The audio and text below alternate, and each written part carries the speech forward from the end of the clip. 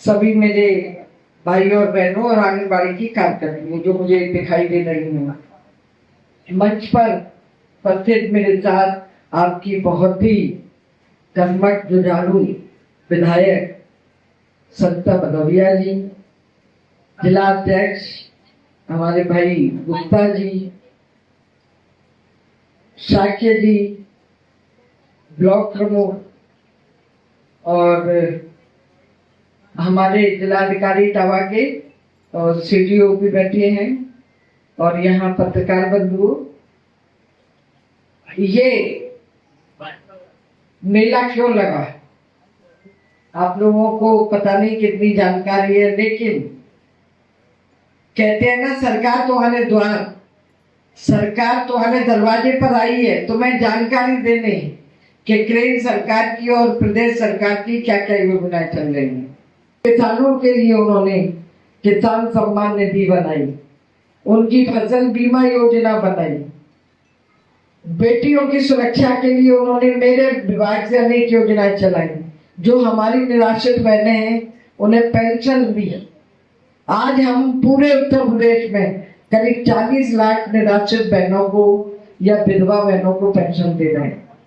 Covid के कारण जिसके माता पिता चले गए या माता चली गई, तो हमारे मुख्यमंत्री जी 2500 और 4000 रुपए आज भी दे रहे हैं। मुझे विधायक जी बता रही थी कि हम 1800 बच्चों को आज यहाँ पे हम ऐसे बच्चों का आज व्यवस्था कर रहे हैं कि वो पढ़े लिखे, वो मुख्य धारा से जुड़े, उनके मन में ये बात नहीं आ जाए कि मेरे पिता नहीं थे तो मैं पढ़ नहीं पाया, या मेरी माँ नहीं थी तो मैं पढ़ नहीं पाया।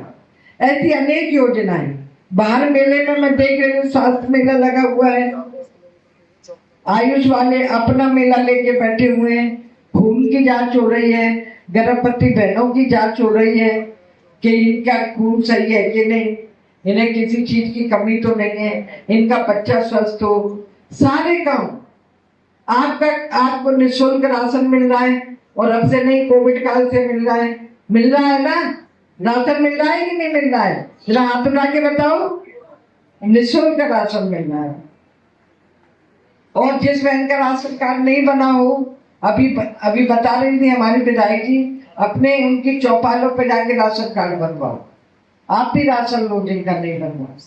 तो कितने काम हमारे प्रधानमंत्री और मुख्यमंत्री जी आप लोगों के लिए कर रहे हैं, तो हमारी भी जिम्मेदारी है हम उनका साथ दें, उनके कंधे से कंधा मिला के खड़ा। वो कहते हैं सबका साथ, सबका विकास और सबका विश्वास, और आज वो सबका साथ लेके, सबका विश्वास लेके ही कार्य कर रहे हैं। अभी मैं आई थी, बाईपास ये बना नहीं था, अभी विधायक जी ने बताया कि उन्होंने प्रयास से ये बना है, और कितना अच्छा रोड है। मैं आई हूँ इटावा से यहाँ तक। बहनों, हॉस्पिटल जाने में आपको दिक्कत नहीं होगी। कितने हॉस्पिटल बन गए हमारे बच्चों के पढ़ने के लिए। इंटर कॉलेज तो बन रहे हैं, डिग्री कॉलेज, यूनिवर्सिटी, और बड़े बड़े शहरों में एयरपोर्ट। क्या नहीं हो रहा? प्रधानमंत्री जी ने इतने कार्य कर दिए हैं कि हम जितनी उनकी बात कही जाए उतनी कम है, जितनी गिनाई जाए उनकी उपलब्धियां इतनी कम है। तो हम इस अवसर पे आपसे यही कहना चाहते हैं कि ये 3 दिन लगने वाला है मेला में, ये 3 दिन मेला लगने वाला है। यहाँ डॉक्टर बैठेंगे, दवाइयाँ भी मिलेंगी, टेस्ट भी होंगे। तो मेरा सबसे आग्रह है कि आप इस मेले का पूरा वो लीजिएगा। इसका क्या लाभ आपको मिल सकता है, पूरा लाभ लीजिए इस मेले का। मुर्गी पालन, बकरी पालन, गौशाला में अगर गाय आप गोद ले सकती हैं, और छोटे छोटे काम है। स्वयं सहायता समूह की बहनों को मैं देख रही थी, वो अपना सामान बेच रही हैं। आप भी उनसे प्रेरणा लो, आप भी कोई काम खड़ा करो, अपने घर को मजबूत करो। आप जब मजबूत होंगे तो आपका परिवार भी मजबूत होगा, आपके बच्चे अच्छे से पढ़ेंगे, आप अपने पति के कंधे से कंधा मिला के उसको योगदान देंगी तो उसे भी अच्छा लगेगा। बहनों, आपके पास बहुत टैलेंट है, आप बहुत काम जानती हैं, उन कामों को उतारिए, उन कामों को करिए, उन कामों से पैसा कमाइए और अपने घर की हालत को मजबूत करिए और अपने बच्चों को ठीक से पढ़ाइए। यही हमारे प्रधानमंत्री चाहते हैं कि जब हमारी महिला सशक्त होगी, नारी सशक्त होगी, तो हमारा देश भी सशक्त होगा। और जब देश सशक्त होगा तो कोई इसकी तरफ आंख उठा के नहीं देख पाएगा। हमारी ये छोटी छोटी बच्चियां, ये हमारा भविष्य है।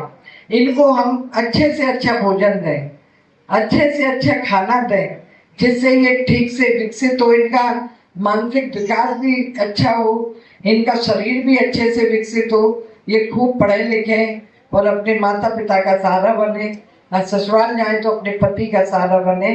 बेटी के लिए इसीलिए प्रधानमंत्री ने कहा था कि बेटी बचाओ, बेटी को पढ़ाओ।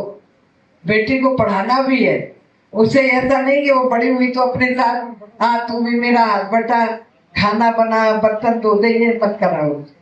इस काम के लिए तो आप ही काफी हैं। उसमें पता नहीं कौन सी प्रतिभा छुपी है।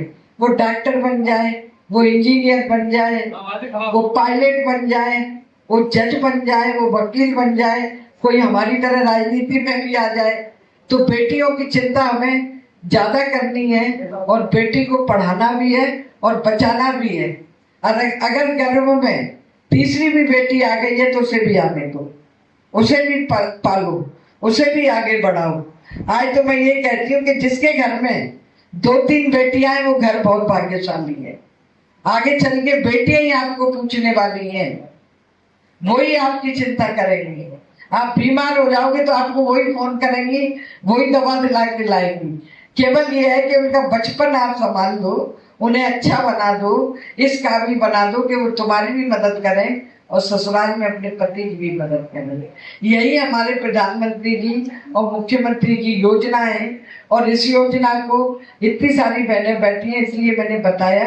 बाकी तो हमारे युवा साथियों के लिए बिना गारंटी के लोन मिल रहा है, किसानों को किसान निधि मिल रही है, आयुष्मान कार्ड भी बन रहे हैं और अनेक योजनाएं चल रही हैं। मुझे बता रही थी अभी विधायक जी कि वो मुख्यमंत्री कोष से कम 30-35 करोड़ रुपया दवा के लिए, इलाज के लिए अब तक दिलवा चुकी है।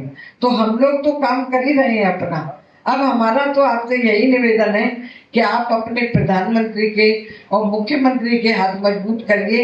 एक ऐसी आंगनवाड़ी की बहनों से मेरा यही कहना है कि आपको जो दायित्व मिला है, आपको जो काम मिला है, अपने पूरी ईमानदारी से उस काम को करो। अगर नहीं करेंगी तो आपके खिलाफ कार्रवाई भी हो सकती है। इसलिए ध्यान से काम करिए अपना। जो भी सरकारी काम है, आपको मोबाइल फोन भी मिल गए होंगे मेरे ख्याल से, उस मोबाइल फोन का डाटा जरूर टाइम से फीड करके और वो लखनऊ भेजते रहिए, क्योंकि वो फिर दिल्ली भी जाता है। तो आप ईमानदारी से अच्छा काम करिए, ईश्वर आपका साथ देगा। बस इतना ही कहना है। आप सबने मेरी बात सुनी, बहुत बहुत धन्यवाद। जय हिंद, जय भारत।